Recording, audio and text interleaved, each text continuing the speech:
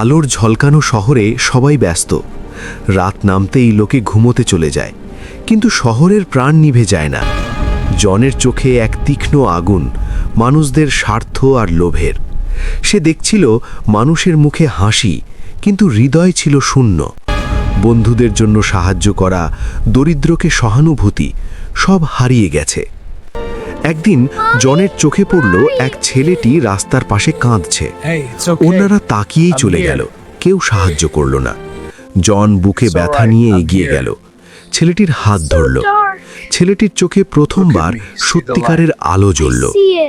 জন বুঝল, রাতের অন্ধকার তো সাময়িক, কিন্তু মানুষের হৃদয়ে যেখানে স্বার্থের ছায়ায় ঢাকা, সেটাই প্রকৃত অন্ধকার।